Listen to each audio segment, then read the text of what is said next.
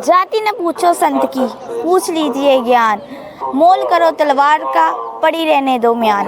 नमस्कार दोस्तों, आपका एक बार फिर से स्वागत है आपके अपने न्यूज़ चैनल ऐसे न्यूज़ पंजाब पर कशिश शर्मा के साथ। आज हम पहुंचे हैं सतलोक आश्रम खमाणों पंजाब जिला फतेहगढ़ साहिब, जहां संत रामपाल जी महाराज जी के सानिध्य में एक विशाल समागम का आयोजन किया जा रहा था, जो कि संत रामपाल जी महाराज जी के बोध दिवस के उपलक्ष्य में करवाया जा रहा था। आज इस वक्त हम खड़े हैं सतलोक आश्रम खमाणों की प्रदर्शनी के बाहर। देखेंगे यहाँ पर हम लगाई गई एक अद्भुत आध्यात्मिक प्रदर्शनी, जो कि संत रामपाल जी महाराज जी के श्रद्धालुओं के द्वारा लगाई गई है। आज हम जानेंगे क्या होता है बोध दिवस, क्यों मनाया जाता है बोध दिवस, और संत रामपाल जी महाराज जी की जीवनी से जुड़ी कुछ बातें। इस वक्त जुड़ चुके हैं हमारे साथ संत रामपाल जी महाराज जी के कुछ श्रद्धालु, जिनसे जानेंगे क्या होता है बोध दिवस। नमस्कार सर। सत साहिब जी। क्या नाम है आपका? राजदास जी। राज जी, क्या आप हमें बता सकते हैं बोध दिवस क्या होता है? जी हाँ, बता सकते हैं कि बोध दिवस क्यों मनाया जाता है और क्या होता है। ये बोध दिवस है, ये संत रामपाल जी के बारे में रखा गया है, जो कि उनके समय में है। अभी जो बोध दिवस है ये इसलिए मनाया जाता है कि संत रामपाल जी महाराज ने सन 1988 में नाम लिया था और 1994 में उन्होंने नाम देने की आज्ञा संत स्वामी रामदेवानंद जी महाराज ने, दादा गुरु जी ने दे दी थी कि आज से आप जग के तारनहार हो। तो उन्हीं के इस अवसर पर बोध दिवस संत रामपाल जी महाराज जी का मनाया जा रहा है। यानी कि इस दिन संत रामपाल जी महाराज जी को नाम दीक्षा मिली थी, इसीलिए बोध दिवस मनाया जाता है। जी हाँ, और जो आगे भी आपने पहले भी देखा होगा यहाँ प्रदर्शनी में आया कि भी संत गरीबदास जी महाराज है, चाहे वो कबीर परमात्मा का प्रकट दिवस है, उनके अलग अलग समय के अनुसार उनका बोध दिवस मनाया जाता है यहाँ पे प्रदर्शनी के, और यहाँ सतलोक आश्रम खमाणों में। धन्यवाद सर। सत साहिब। जैसे कि अभी हमने जाना कि क्या होता है बोध दिवस और क्यों मनाया जाता है बोध दिवस, अब हम देखेंगे सतलोक आश्रम खमाणों में सजी इस प्रदर्शनी को। जैसे कि हम देख सकते हैं यहाँ पर एक फ्लैक्स लगाया गया है, जहाँ पर हम देख सकते हैं जो संत रामपाल जी महाराज जी है उनकी क्वालिफिकेशन के बारे में बताया गया है कि संत रामपाल जी महाराज जी ने गांव धनाना में स्थित एक विद्यालय था, वहाँ से शिक्षा प्राप्त की। उसके बाद उन्होंने नीलो खेड़ी करनाल में स्थित पॉलिटिकल कॉलेज में से अपनी शिक्षा को सुचारू किया था। आगे हम देख सकते हैं संत रामपाल जी महाराज जी के पूज्य गुरुदेव स्वामी रामदेवानंद जी, वो संत रामपाल जी महाराज जी को नाम दीक्षा दे रहे हैं। जैसे कि हमने पिछले फ्लैक्स में देखा कि स्वामी रामदेवानंद, जो कि उनके शिष्य संत रामपाल महाराज को नाम दीक्षा देने का आदेश दे रहे हैं। जहां हम देख सकते हैं जो ज्ञान उन्होंने अपने गुरु स्वामी रामदेवानंद जी से प्राप्त किया, वो घर घर जाकर उस ज्ञान का प्रचार करते दिखाए गए हैं। क्या था वो ज्ञान जो संत रामपाल जी महाराज जी दुनिया को बताना चाहते थे, जिसके लिए उन्होंने इतना संघर्ष किया? जानने के लिए आपको डिस्क्रिप्शन बॉक्स में लिंक दे दिया जाएगा, जहां पर संत रामपाल जी महाराज जी का ऑफिशियल चैनल है, आप विजिट कर सकते हैं। आखिरकार वो क्या ज्ञान है जो संत रामपाल जी महाराज जी दुनिया को बताना चाहते हैं। आगे हम देख सकते हैं यहाँ पर संत रामपाल जी महाराज जी को उनके गुरुदेव स्वामी रामदेवानंद जी नाम दीक्षा देने का आदेश दे रहे हैं। अब सवाल ये बनता है कि संत रामपाल जी महाराज जी एक गुरु हैं, उन्हें एक गुरु बनाने की क्या आवश्यकता थी? इस सवाल का जवाब हम जानेंगे संत रामपाल जी महाराज जी के कुछ श्रद्धालुओं से।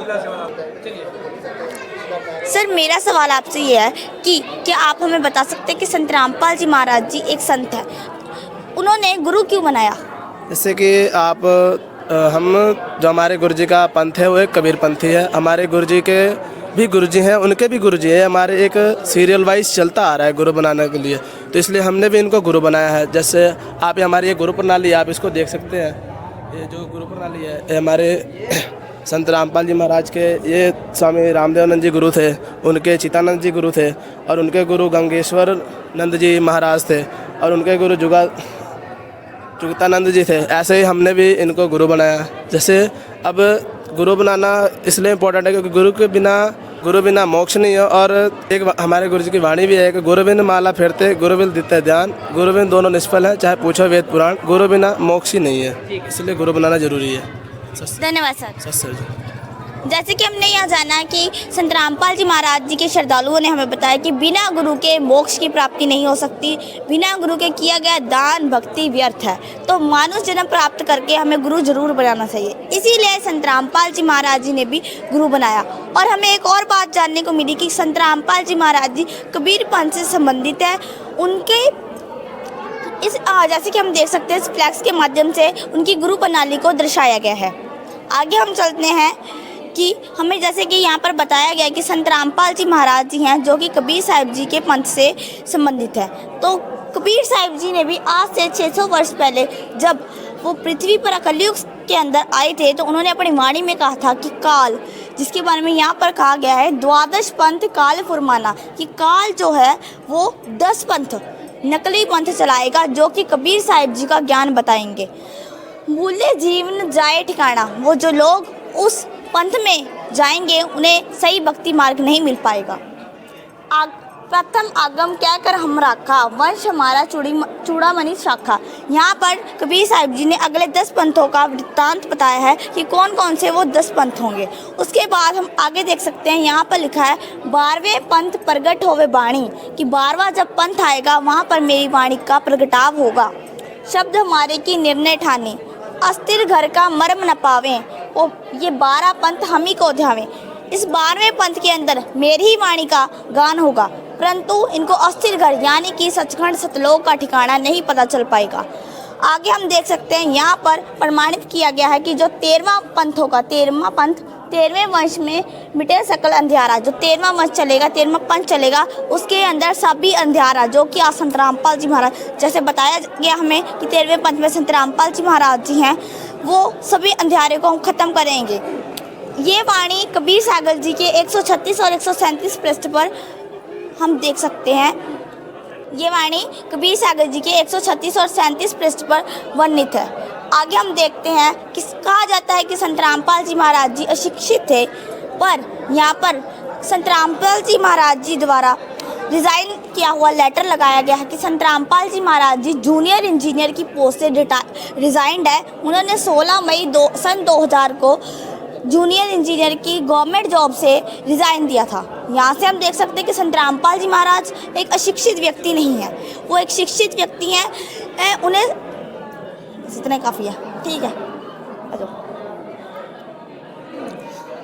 अब एक और चीज़ हमें सुनने को मिलती है कि परमात्मा जो परमेश्वर है हर युग में आता है, हर युग में आकर अपना ज्ञान बताता है। यही एक वाणी है कबीर साहिब जी, सतयुग में सत सुकृत के हटेरा, त्रेता नाम मुनिंदर मेरा, द्वापर में करुणा में कहाया, कलयुग नाम कबीर धराया, कि मैं चारों युगों में आता हूँ और अपने पुण्य आत्माओं को, अच्छी आत्माओं को आकर मिलता हूँ। ऐसी ही एक लीला कबीर साहिब जी ने कलयुग में की, जो कि 9 मार्च 1997 को संत रामपाल जी महाराज जी को साक्षात आकर मिलते हैं।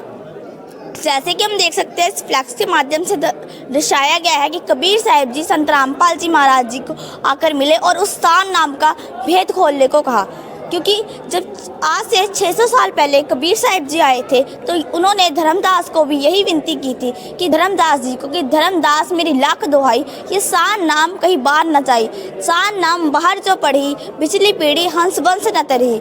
तो कबीर साहिब जी ने ये कहा था कि अगर ये सान नाम बाहर जाएगा यानी कि लोगों को पता लग जाएगा तो मैं असली सही यानी सही और नकली के अंदर भेद नहीं बता पाऊंगा। इसीलिए कि गुप्त ज्ञान को तब तक छुपा के रखना जब तक पिछली पीढ़ी यानी कि 5500 कलयुग जब तक ना बीत जाए। इसीलिए कबीर साहिब जी ने कबीर सागर में भी ये प्रमाण दिया है 5500 जब कलयुग बीत जाए महापुरुष प्रमाण तब जग तारण को आए, कि जब 5500 कलयुग बीत जाएगा उस समय एक ऐसा महापुरुष आएगा जो इस ज्ञान को उजागर करेगा। और 5500 कलयुग इस समय बीत चुका है, इसके प्रमाण के लिए आपको डिस्क्रिप्शन बॉक्स में एक लिंक दे दिया जाएगा, वहाँ से आप देख सकते हैं कि किस तरह कलयुग में 5500 बीता हुआ है। अब हम आगे चलते हैं। जैसे कि हम देख सकते हैं अब सबके दिमाग में एक बहुत ही अजीबोगरीब सवाल आता है। वो सवाल है कि आखिरकार संत रामपाल जी महाराज जी सच बता रहे हैं, सच को सामने ला रहे हैं, तो वो जेल में क्यों हैं? संत रामपाल जी महाराज जी जैसे कि हमें यहाँ श्रद्धालुओं से बात करने के बाद पता चला कि संत रामपाल जी महाराज जी हैं वो सनातन धर्म को पुनः प्रतिष्ठित कर रहे हैं। संत रामपाल जी महाराज जी सभी वेद शास्त्रों, गीता, वेद, कुरान, बाइबल, गुरु ग्रंथ साहिब जी सभी धर्म ग्रंथों के अनुसार भक्ति साधना बता रहे हैं। इसीलिए हमें यहाँ श्रद्धालुओं से बात करने के पश्चात पता चला कि संत रामपाल जी महाराज जी सच ज्ञान बता रहे हैं, इसीलिए आज उनका विरोध किया जा रहा है। आगे हम देख सकते हैं यहाँ पर एक बहुत ही बड़ा फ्लैक्स लगाया गया है जिसके ऊपर लिखा है आध्यात्मिक ज्ञान चर्चा। जैसे हमें यहाँ बात करने के पश्चात पता चला कि सन 2009 में संत रामपाल जी महाराज जी ने समाज के सभी धर्म गुरुओं को ज्ञान चर्चा के लिए आमंत्रित किया था, परंतु कोई भी धर्म गुरु संत रामपाल जी महाराज जी से ज्ञान चर्चा के लिए हाजिर नहीं हुआ। तो संत रामपाल जी महाराज जी ने एक चैनल बनाया है जो है फैक्टफुल डिबेट, वहाँ जाकर आप विजिट भी कर सकते हैं। संत रामपाल जी महाराज जी ने वहाँ पर सभी धर्म गुरुओं के साथ कंपैरिजन वीडियोस बनाई हैं ताकि वो दुनिया को सही और गलत यानी कि अपना और बाकियों का ज्ञान भी बता सके। अब आगे चलते हैं। यहाँ पर हम देख सकते हैं यहाँ पर एक डिफरेंस वीडियो फ्लैक्स लगाया गया है जिसके अंदर संत रामपाल जी महाराज जी और बाकी जो अन्य धर्म गुरु हैं उनके अंदर भिन्नता बताई गई है। आखिरकार संत रामपाल जी महाराज जी क्या ज्ञान बता रहे हैं और अन्य धर्म गुरु क्या कर रहे हैं। हम शॉर्टकट में अपने दर्शकों को बताना चाहेंगे कि यहाँ पर क्या प्रमाण देंगे। सबसे पहले यहाँ पर ये बताया गया है कि संत रामपाल जी महाराज जो हैं सदग्रंथों के अनुसार भक्ति बता रहे हैं और जो अन्य धर्म गुरु हैं वो लोक वेद के अनुसार भक्ति बताते हैं। संत रामपाल जी महाराज जी एक ऐसे संत हैं जो समाज में से अंधविश्वास, पखंडवाद और सामाजिक कुरीतियों को खत्म कर रहे हैं। जैसे कि हम अक्सर देखते हैं संत रामपाल जी महाराज जी के सानिध्य में ब्लड डोनेशन कैंप्स, दहेज मुक्त शादियाँ जैसे प्रोग्राम करवाए जाते हैं और बल्कि जो अन्य धर्म गुरु हैं अक्सर परंपराओं के अनुसार भक्ति साधना करवाते हैं। तीसरे नंबर पर हम देख सकते हैं कि संत रामपाल जी महाराज जी अपने श्रद्धालुओं को दावा देते हैं कि जो सत्य भक्ति करेगा, मर्यादा के अनुसार भक्ति करता है, उसके सभी पापों का नाश हो सकता है। परंतु अन्य जो धर्म गुरु हैं उनका ये मानना है कि पाप नष्ट नहीं हो सकते, जो आपके कर्मों में लिखा है वो आपको भोगना पड़ेगा। चौथे नंबर पर हम क्या देख सकते हैं कि यहाँ पर बताया गया है गीता के अध्याय 17 के श्लोक 23 में प्रमाण है कि जो भी संत 3 तरीके की विधि से मंत्र जाप बताएगा, भक्ति साधना बताएगा, वो पूर्ण संत है। और अन्य जो धर्म गुरु हैं वो एक बार में मंत्र जाप देते हैं और भक्ति साधना बताते हैं। आगे हम देखते हैं कि जो संत रामपाल जी महाराज जी हैं वो सनातनी पूजा को पुनः प्रतिष्ठित कर रहे हैं। जो हमारे पूर्वज भी भक्ति करते थे, आज वही साधना को दोबारा संत रामपाल जी महाराज शुरू करवा रहे हैं। और जो अन्य धर्म गुरु हैं वो गीता, वेद, शास्त्रों के अनुसार भक्ति नहीं बताते। अब हम आगे चलते हैं। अभी हमने देखा संत रामपाल जी महाराज जी और अन्य धर्म गुरुओं में डिफरेंस। आगे हम देख सकते हैं जो गरीबदास जी, गरीबदास जी जो कबीर साहिब जी से परिचित थे, उन्होंने अपनी वाणी में क्या कहा है। सतगुरु के लक्षण कहूँ मधुरे बैन विनोद, 4 वेद 6 शास्त्र के 18 बोध। कि पूर्ण गुरु के क्या लक्षण हैं। पहला, उसे प्रथम वो मधुर वाणी का वाचन करता हो, यानी कि वो मधुर वाणी बोलता हो। दूसरा, उसे चारों वेद शास्त्रों का ज्ञान हो। उसके बाद उसे 18 पुराणों का भी ज्ञान होना अनिवार्य है। ये गरीबदास जी महाराज जी की वाणी में हमें पढ़ने को मिला, जो कि यहाँ के श्रद्धालुओं के द्वारा भी हमें बताया गया कि वो सभी शास्त्रों के अनुसार ज्ञान भक्ति बताते हैं। आगे हम चलते हैं। यहाँ पे कबीर साहब जी की वाणी में से भी वर्णित किया गया है कि गुरु के लक्षण 4 बखाना। प्रथम, वेद शास्त्र का ज्ञान, उसे वेद शास्त्रों का ज्ञान होना चाहिए। हरि भक्ति मन कर्म वाणी, कि वो जो संत है भक्ति बता रहा है, उसे खुद जो भक्ति बता रहा है खुद भी उस भक्ति के अनुसार भक्ति करता होना चाहिए। यानी कि जो साधना अपने साधकों को बता रहा है वो भी वो भक्ति करता होना चाहिए। तृतीय, समदृष्टि कर जाने, सबको एक समान नज़र से देखे, किसी के अंदर किसी भी प्रकार का भेदभाव ना करे। चौथा, वेद विधि सब कर्मा, सभी वेद शास्त्रों के अनुसार विधिवत ज्ञान बताए, विधिवत भक्ति करवाए। ये 4 गुण जानो मर्मा।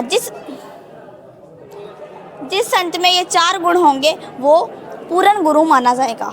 और यहाँ पे गीता का भी प्रमाण लगाया गया है कि गीता के 15वें अध्याय के 1 से 4 श्लोक में प्रमाण है कि जो उल्टे लटके वृक्ष के बारे में बता देगा वो तत्वदर्शी संत है, जिसके बारे में आज संत रामपाल जी महाराज खोल कर बता रहे हैं। आगे हम चलते हैं।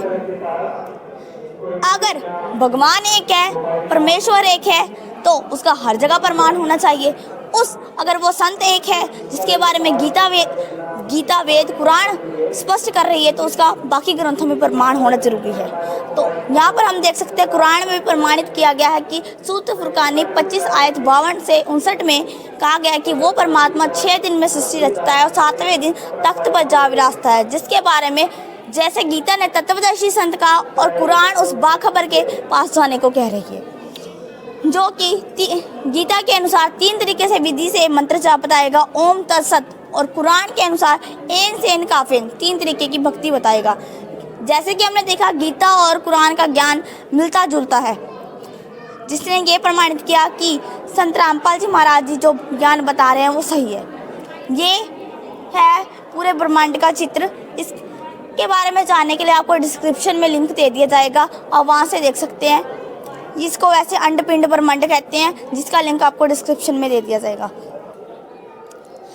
जैसे कि हम देख सकते हैं संत रामपाल जी महाराज जी के बारे में हमें सुनने को मिलता है कि वो समाज में से भेदभाव को ख़त्म कर रहे हैं। यहाँ पर हम देख सकते हैं संत रामपाल जी महाराज जी का एक स्लोगन है, वो लिखा गया है, जीव हमारी जाति है, मानव धर्म हमारा, हिंदू मुस्लिम सिख ईसाई धर्म नहीं कोई न्यारा। जिससे प्रमाणित होता है कि संत रामपाल जी महाराज जी हैं जो सभी तरह का डिस्क्रिमिनेशन भेदभाव खत्म कर एक समाज तैयार करने की कोशिश कर रहे हैं। और आगे हम देख सकते हैं जो कि संत रामपाल जी महाराज जी की भक्ति साधना करता है, उसे लाखों लाभ मिल रहे हैं। कैंसर जैसी बीमारियां भी आज संत रामपाल जी महाराज जी से नाम दीक्षा लेने के पश्चात खत्म हो रही हैं। मैं अपने कैमरा में ऐसे गुजारिश करूंगी कि वो दिखाए कि किस प्रकार इन लोगों को संत रामपाल जी महाराज से नाम दीक्षा लेने के पश्चात अनेकों लाभ हुए।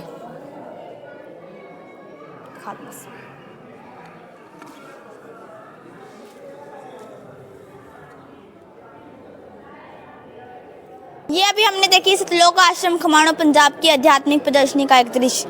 ऐसी अपडेट्स के लिए बने रहिए ऐसे न्यूज़ पंजाब पर कशिश शर्मा के साथ। धन्यवाद।